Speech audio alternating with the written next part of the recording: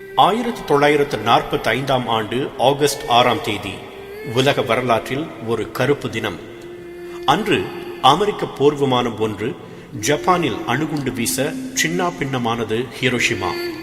3 நாட்களுக்குள் இன்னொரு அணுகுண்டை தாங்கி சுக்கல் சுக்கலாக கிழிந்தது நகசாக்கி. ஆயிரம் அப்பாவி உயிர்கள் அநியாயமாக பலியான அந்த செய்தி கேட்டு நாள் முழுவதும் கைகளில் முகத்தை புதைத்துக் கொண்டு விம்மி விம்மி அழுதது ஓர் உள்ளம். காரணம், அந்த ஜீவன் கண்டுபிடித்து சொன்ன சார்பியல் கோட்பாடுதான் அணுகுண்டு உற்பத்தியாவதற்கு அடிப்படையாக இருந்தது.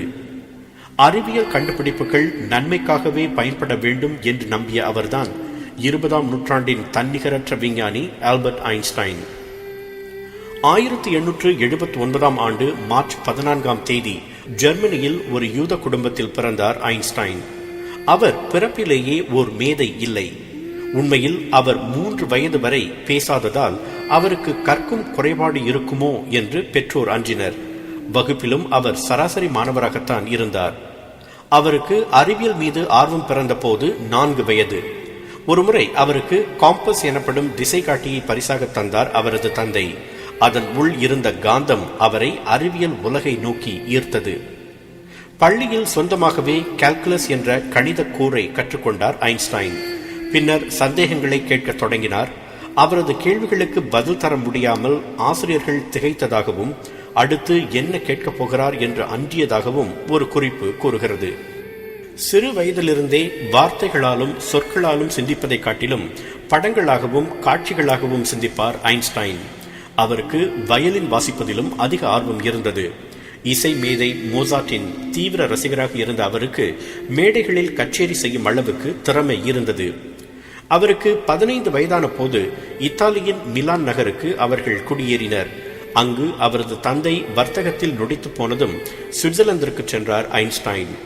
புகழ்பெற்ற சுவிஸ் பெடரல் பாலிடெக்னிக் நுழைவுத் தேர்வில் அவர் தோல்வியடைந்தார். ஆனால் அடுத்த ஆண்டு அவரை சேர்த்துக் கொண்டது அந்த பலதுறை தொழிற்கல்லூரி. அதிலிருந்து தேர்ச்சி பெற்றதும் சுவிஸ் குடியுரிமை பெற்றார் ஐன்ஸ்டைன். அவருக்கு கிடைத்த முதல் வேலை விஞ்ஞானிகளின் கண்டுபிடிப்புகளை பதிவு செய்து அவற்றை ஆராய்வது. அந்த வேலையில் அதிக ஓய்வு நேரம் இருந்ததால் அவர் சொந்தமாக பல ஆராய்ச்சிகளை செய்ய உதவியாக இருந்தது. ஆய்வு கட்டுரைகளையும் அவர் எழுத தொடங்கினார். 1905ஆம் ஆண்டு ஜூரிக் பல்கலைக்கழகத்தில் அவருக்கு முனைவர் பட்டம் கிடைத்தது. கண்ணுக்கு புலப்படாத அணுவை பற்றியும் பறந்து விரிந்து கிடக்கும் ஆகாயத்தை பற்றியும் ஆராய்ந்த ஐன்ஸ்டைன் தியரி ஆஃப் ரிலேட்டிவிட்டி என்ற கோட்பாட்டை வெளியிட்டார். அதுதான் சார்பியல் கோட்பாடு.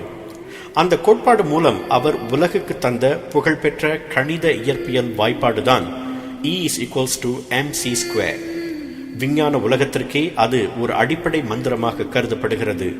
அந்த கண்டுபிடிப்பை செய்த போது அவருக்கு வயது 26 தான். 1921ஆம் ஆண்டு அவருக்கு இயற்பியலுக்கான நோபல் பரிசு வழங்க விரும்பியது நோபல் குழு. ஆனால் சார்பியல் கோட்பாடு குறித்து அப்போது விஞ்ஞானிகளிடையே கருத்து வேறுபாடு நிலவியதால் அதற்காக அல்லாமல் போட்டோ எலக்ட்ரிக் எஃபெக்ட் என்ற கண்டுபிடிப்புக்காக அவருக்கு நோபல் பரிசு வழங்கப்பட்டது. முதலாம் உலகப் போரில் ஜெர்மனி கலந்து கொண்டதற்கு வெளிப்படையாக கண்டனம் தெரிவித்தார் ஐன்ஸ்டைன். பின்னர் ஜெர்மனியில் ஹிட்லர் ஆட்சிக்கு வந்தபோது யூதர்களுக்கு எதிரான நடவடிக்கைகள் வரும் என்று உணர்ந்த அவர் அமெரிக்காவுக்கு குடிபெயர்ந்தார். 1939ஆம் ஆண்டு வேறு சில இயற்பியல் வல்லுநர்களுடன் இணைந்து அமெரிக்க அதிபர் ரூஸ்வெல்ட்டுக்கு ஒரு கடிதம் எழுதினார் ஐன்ஸ்டைன். அப்போது ஹிட்லரின் ஆட்சியில் இருந்த ஜெர்மனிக்கு அணுகுண்டை தயாரிக்கும் வல்லமை இருப்பதாகவும் வெகு விரைவில் அணுகுண்டை தயாரிக்க கூடும் என்றும் அதில் எச்சரித்திருந்தார் ஐன்ஸ்டைன். ஆனால் கிணறு வெட்ட பூதம் கிளம்பிய கதையாயிற்று. ஜெர்மனி அணுகுண்டு செய்வதை அமெரிக்கா தடுத்து நிறுத்தும் என்று நம்பினார் ஐன்ஸ்டைன். ஆனால் ரூஸ்வெல்ட் நிர்வாகமோ ஐன்ஸ்டைனுக்கு தெரியாமலேயே சொந்தமாக அணுகுண்டை தயாரிக்கும் முயற்சியில் இறங்கியது.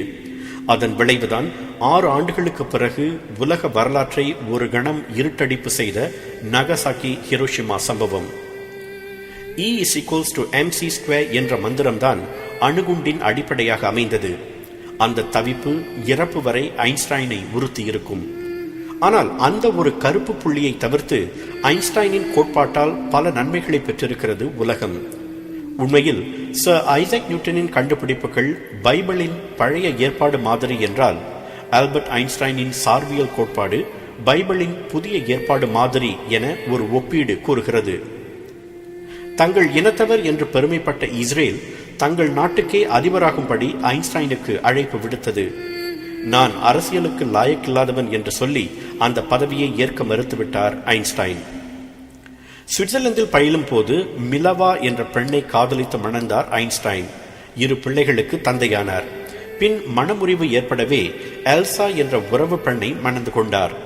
எல்சா சிறிது காலத்திலேயே இறந்துவிட சுமார் 20 ஆண்டுகள் தனித்தே வாழ்ந்தார் ஐன்ஸ்டைன். அணுகுண்டு தயாரிப்பதற்கு அவருடைய சார்பியல் கோட்பாடுதான் அடிப்படை என்றாலும் யுத்தங்களை அறவே வெறுத்தவர் ஐன்ஸ்டைன்.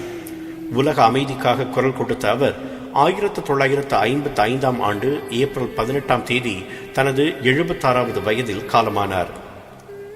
நவீன அறிவியல் ஐன்ஸ்டைனுக்கு மிக பெரும் நன்றி கடன் பட்டிருக்கிறது. எதையுமே ஆழமாக சிந்திக்கக்கூடியவர் அவர். ஒருமுறை உங்களுக்கு இன்னும் எதை கண்டுபிடிப்பதில் ஆர்வம் என்று ஒருவர் கேட்க, கடவுள் இந்த உலகை எப்படி படைத்தார் என்பதை ஒரு நாள் நான் கண்டுபிடித்துவிட வேண்டும் என்று கூறினாராம் ஐன்ஸ்டைன். அவருக்கு வானம் வசப்பட்டதற்கு 2 காரணங்கள். ஒன்று ஆழமான சிந்தனை, மற்றது அறியப்படாதவற்றை பற்றிய அளவிட முடியாத தாகம். அந்த ஆழமான சிந்தனையும் இயற்கையை பற்றிய தாகமும் நமக்கு இருந்தால் நமக்கும் அந்த வானம் வசப்படும்.